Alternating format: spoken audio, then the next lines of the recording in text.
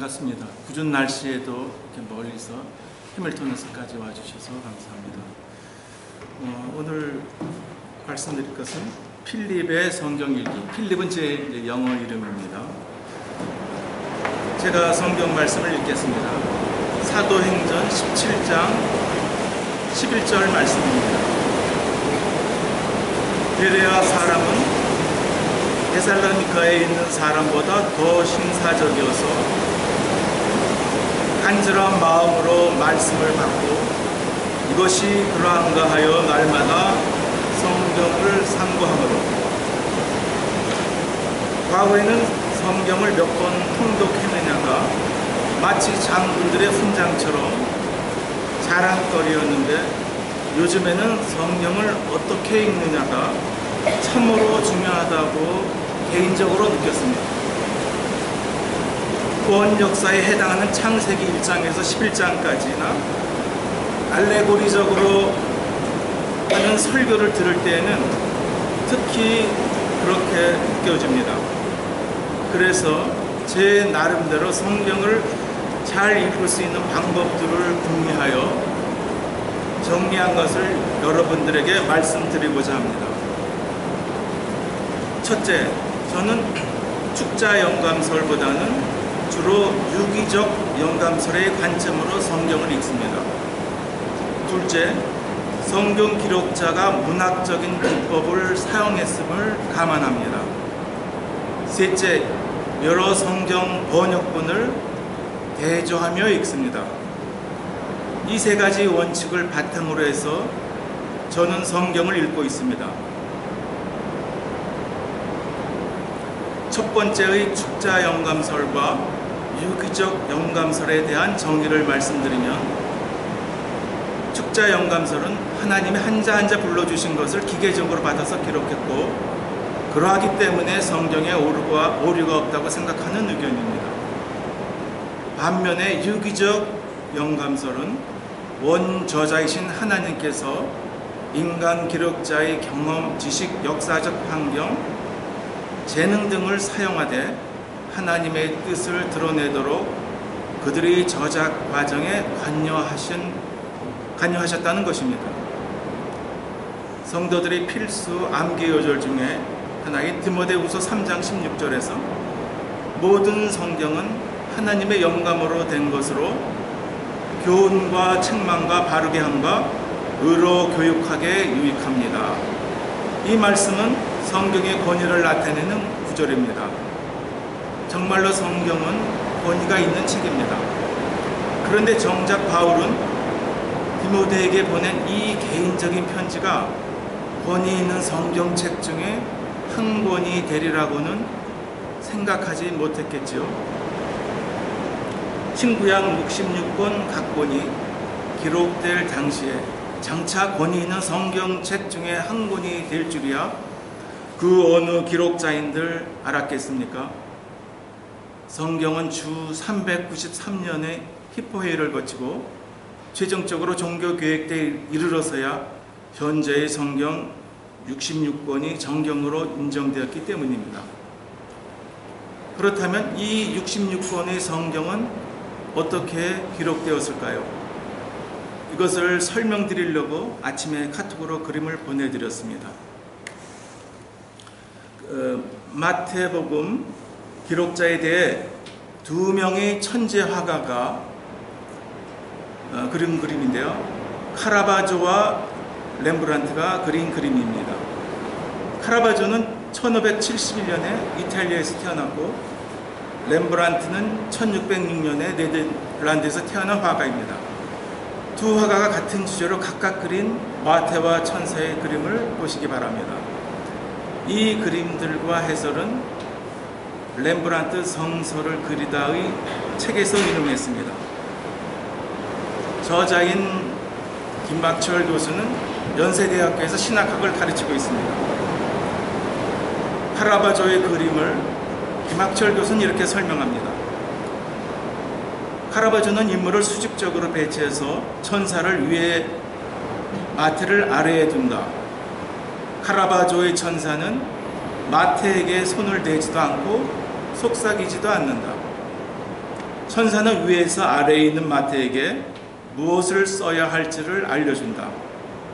아마도 이 그림에서 마태가 천사에게 할 수 있는 말은 조금 천천히 말해주시오 외에는 없을 듯하다. 카라바조의 마태는 생각하거나 골똘할 필요가 없다. 그의 발을 의자에 얹고 천사가 전하는 말을 지체 없이 받아쓰기에 바쁩니다. 이번에는 렘브란트의 그림에 대한 설명입니다. 렘브란트는 빛과 어둠을 극적으로 대비하는 기법을 사용하여 강조하고 품바를 도드라지게 나타내면서 동시에 극적인 정서를 유발하도록 한다. 이를 근거로 마태의 빛난 이마, 그가 쓰고 있는 글, 그리고 그 사이에 턱수염과 그것을 만지는 손가락, 이 세 가지 요소는 마태가 지금 숙고하며 글을 쓰고 있음을 강조한다. 반면 성수를 기록하는 작업에서 천사의 역할은 대폭 줄어들었다. 렘브란트는 천사에게 작게 벌린 입과 코, 그리고 마태를 접촉하는 오른손에만 빛의 한 조각을 던질 뿐이다. 마태는 몸의 대부분이 그림자 속에 숨어있는 천사를 전혀 의식하지 못한다. 마태의 눈은 깊은 사색 속에서 앞을 응시한다. 렘브란트의 마태는 천사의 소리를 듣고 적는다기보다는 자신의 깊은 사색을 통한 지성적인 성찰의 영감을 글로 옮기고 있다. 물론 마태가 의식하지 못한다 하더라도 천사는 분명히 존재하며 천사는 마태에게 하나님의 말씀을 계시한다. 여러분들은 이 그림들을 어떻게 보셨습니까? 카라바조의 그림은 축자 영감서를 떠오르게 하고 렘브란트의 그림은 유기적 영감서를 연상하게 합니다. 다음에 얘는 어느 영감설로 기록된 성경 구절인지 같이 생각해 보겠습니다. 고린도전서 11장 5절에서 6절의 말씀입니다. 여자가 머리에 무엇을 쓰지 않은 채로 기도하거나 예언하는 것은 자기 머리를 부끄럽게 하는 것입니다. 그것은 머리를 밀어버린 것과 꼭 마찬가지입니다. 여자가 머리에 아무것도 쓰지 않으려면 머리를 깎아야 합니다. 그러나 머리를 깎거나 미는 것이 여자에게 부끄러운 일이면 머리를 가려야 합니다. 이 말씀을 읽을 때 여러분들은 어떤 생각이 드십니까? 가톨릭 교회에서는 여자들이 머리에 하얀 수건 같은 것을 씁니다. 말씀을 읽어보면 구구절절 여자 성도는 반드시 머리에 수건을 둘러야 합니다. 10절입니다.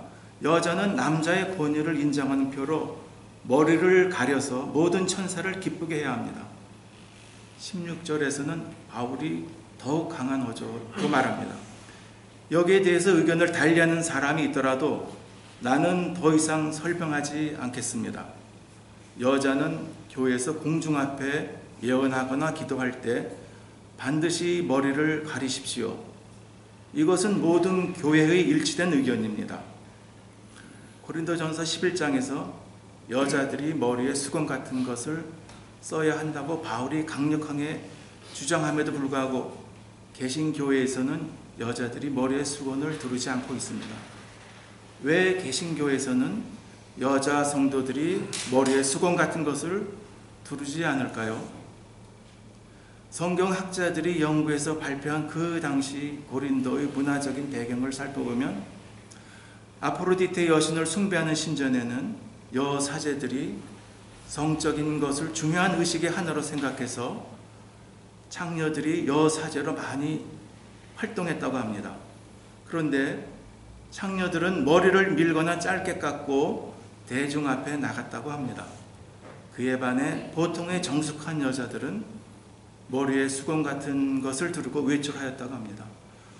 만약 교회에서 여자 성도들이 머리 아무것도 덮지 않고 교회 일을 한다고 하면 교회에도 아프로디테 여신 숭배의식을 수행하는 여사제가 있구나 하고 오해하는 것을 방지하기 위해서 머리에 수건 같은 것을 두르라고 한 것으로 이해합니다. 이와 같이 바울은 자신의 지식 등을 바탕으로 당대의 사람들이 갖는 관습 및 문화 등을 고려하여 고린도전서를 기록하였을 것입니다. 성령께서 바울의 심리적, 지적인 상태는 물론 당시 환경을 고려하면서 하나님의 말씀을 기록하게 하셨던 것입니다. 따라서 우리는 바울의 편지를 해석할 때 바울이 어떤 환경과 문화에 속한 사람을 대상으로 기록하였는지도 상세하게 연구할 필요가 있는 것입니다.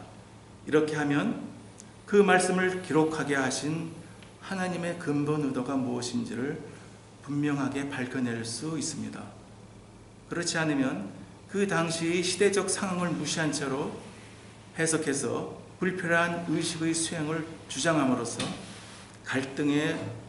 갈등과 분열의 원인이 되기도 합니다. 고린도 교회에 보낸 편지를 썼던 바울의 모습을 그려달라고 여러분들은 어느 화가에게 부탁하시겠습니까?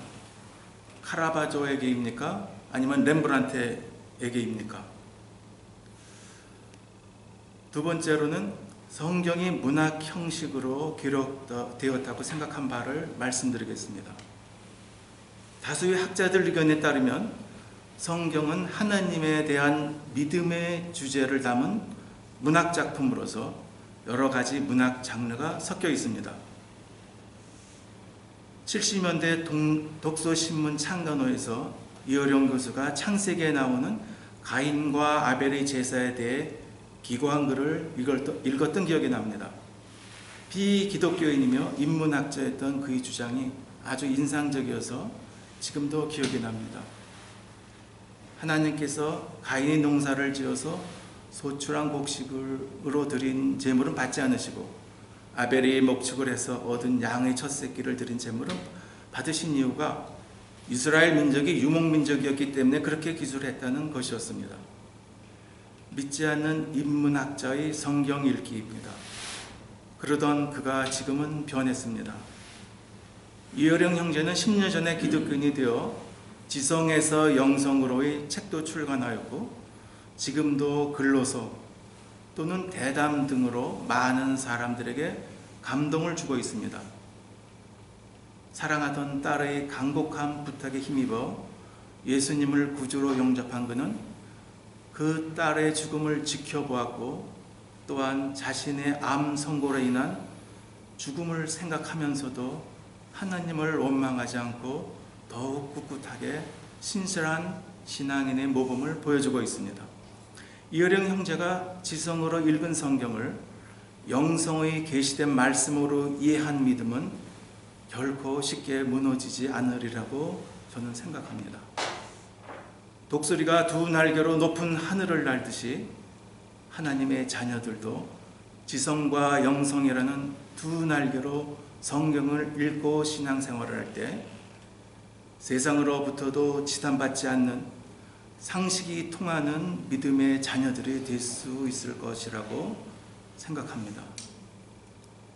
하나님께서는 영적인 성경을 자녀들에게 재미있게 읽도록 지성의 문학 형식을 사용하여 기록하도록 하셨을 것이라고 생각합니다. 흥미로운 예로 요나서에선 요나를 삼킨 큰 물고기는 히브리어로는 남성 명사인 순놈 큰 물고기이고 요나가 3일 동안 뱃속에 머무른 큰 물고기는 여성 명사인 암논 큰 물고기로 기록되어 있답니다. 한글 성경에서는 이런 오묘한 맛을 느낄 수가 없어서 아쉽습니다. 성경에 나오는 문학 장들 중에서 가장 먼저 눈에 띄는 것은 시편, 아가서 같은 시문학입니다. 욥기, 잠언, 전도서 같은 지혜서들도 문학 작품입니다. 사도들이 각 교회에 보낸 편지를 서간 문학으로 요한계시록은 묵시문학이라고 부릅니다. 구약의 오경, 예언서들, 대부분의 성문서들, 신약의 복음서들은 이야기체 문학 형식을 취하고 있는데 이를 서산문학이라고 부릅니다. 성경은 기록자들이 문학적인 기법을 사용하여 하나님과 예수님이 어떤 분들인지 왜 우리가 그분들을 믿어야 하는지를 알려주려고 성경을 기록하였으며 성경에 역사적인 사실이 언급되기는 하지만 기록자들은 역사적 사실을 그들이 전달하려는 메시지에 맞게 가감을 했습니다. 즉 성경은 기록자들이 성령의 감동을 받아서 쓴 글이라고 생각합니다. 그래서 저는 은유나 비유 등을 사용해서 기록한 성경을 문학 작품을 독해하는 방법으로 읽습니다. 그러나 일반 문학 작품과는 달리 성경을 여러 번 반복해서 읽으면서 묵상을 합니다. 이해하기 어려운 부분이나 받아들이기가 어려운 구절을 대하게 되면 하나님께서 주신 의미가 무엇인지를 생각할 뿐이지 사실 여부를 따지지 않습니다. 저는 무두셀라가 몇 년을 살았는지에 대해서 관심이 없습니다. 보혜사 성령님께서 계시된 것을 생각나게 해주시고 깨닫게 해주실 것이라고 믿기 때문입니다. 마지막으로 세 번째로 여러 번역본을 대조해가며 성경을 읽습니다. 설교자가 성경 구절을 인용하면서 히브리 원어에 따르면 이런 식으로 번역하는 것이 더 본래 의미에 가깝다든지 헬라 성경에는 있는 접속사가 빠졌다는 등 언급하는 것을 가끔 듣습니다. 개역 성경의 번역에 미흡한 점이나 오류를 발견하는 것이 어렵지 않습니다. 말씀은 생명을 소생시키지만 번역의 오류로서 오염된 말씀은 영혼에 큰 상처를 냅니다. 예로 하박국 2장 4절 후반부를 개역 성경과 다른 성경 번역본으로 비교해 읽어보겠습니다. 의인은 그의 믿음으로 말미암아 살리라. 귀에 매우 익숙한 구절입니다. 이 구절을 현대어 성경으로 읽겠습니다. 의인은 자신의 진실을 함으로써 살 수가 있다. 공동 번역으로 읽어보겠습니다. 의로운 사람은 그 신실함으로써 살리라. 다수의 학자들에 의하면 믿음보다는 진실함 또는 신실함으로 번역하는 것이 원어 의미에 더 맞다고 합니다. 노후호 목사는 개역 성경에서 믿음 대신에 진실함 또는 신실함으로 번역하였더라면 기독교인들이 지금보다는 덜 부도덕했을 것이고 교회도 지금처럼 세상의 조롱거리가 되지는 않았을 것이라며 아쉬워했습니다. 또 다른 얘기입니다. 마태복음 11장 12절입니다. 개역 성경으로 읽겠습니다. 세례 요한의 때부터 지금까지 천국은 침노를 당하나니 침노하는 자는 빼앗느니라. 전도 활동 등에서 아주 적극적인 행동을 요구할 때 자주 인용합니다. 이 구절을 공동 번역으로 읽겠습니다. 세례자 요한 때부터 지금까지 하늘나라는 폭행을 당해왔다. 그리고 폭행을 쓰는 사람들이 하늘나라를 빼앗으려고 한다. 의미가 전혀 다릅니다. 이 외에도 로마서 12장 1절의 영적 예배가 합리적 예배로, 갈라디아서 5장의 성령의 열매 중 충성은 신실함으로 번역되어야 할 것으로 생각됩니다. 지금은 옛날과 달리 히브리어 및 헬라어에 정통한 신학자들이 한국에도 많이 있어서 원어 의미에 더 가깝게 번역된 성경으로 읽을 수 있게 되었습니다. 언제인가 하영조 목사와 친분이 깊은 원로 목사가 한국의 온누리 교회의 강사로 초빙되어 설교할 때 성도들이 듣기 민망할 정도로 우리말 성경책을 비난했습니다. 우리말 성경은 정확한 원문 번역으로 본문 이해가 쉬운 우리말 어법으로 번역된 성경임을 자부하며 온누리 교회가 사용하는 성경책입니다. 그로부터 몇 주 후에 온누리 교회 부목사가 설교 중에 아론의 쌍난 지팡이가 개역 성경의 살구나무가 아니라 원어로는 아몬드 나무인데 우리말 성경에서는 아몬드 나무로 잘 번역되어 있다고 강조하는 말을 들었습니다.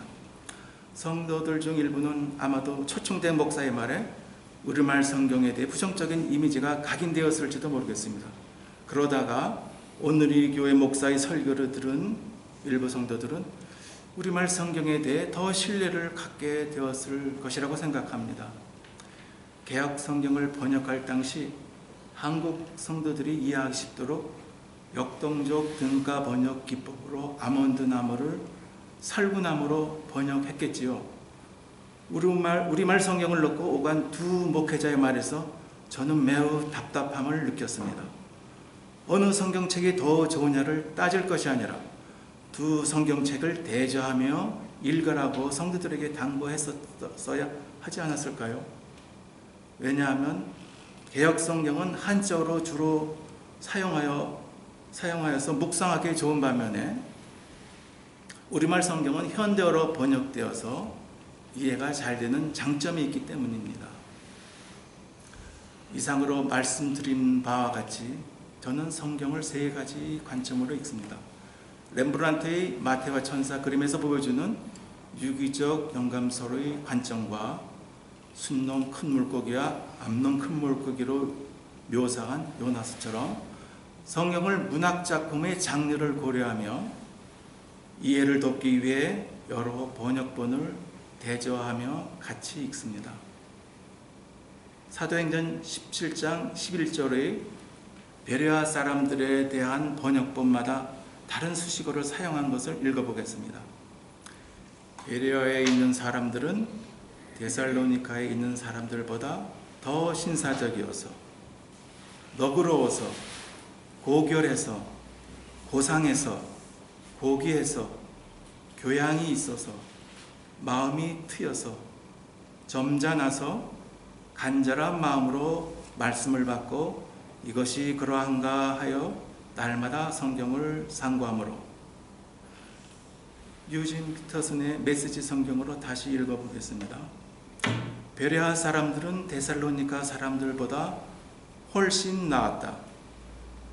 그곳의 유대인들은 바울이 전하는 소식을 열정적으로 받아들였고 그가 하는 말이 성경적 근거가 있는지 알아보려고 날마다 그를 만나 성경을 연구했다. 저희들은 그동안 각자가 성경을 심도 있게 읽어서 깨닫는 귀한 은혜를 체험했습니다. 이제는 낚시하는 방법을 습득해서 물고기를 직접 잡는 진정한 어부들이 되어야겠다고 생각합니다. 베레아 사람들처럼 읽은 말씀과 들은 설교가 그러한가 하여 성경을 꼼꼼히 따져도 보고 또한 서로 의견을 나눠서 좌로나 우로 치우치지 않는 오클랜드 가나안 공동체 교회와 해밀턴 연합교회 형제 자매들이 되기를 기원합니다. 다 같이 기도드리겠습니다.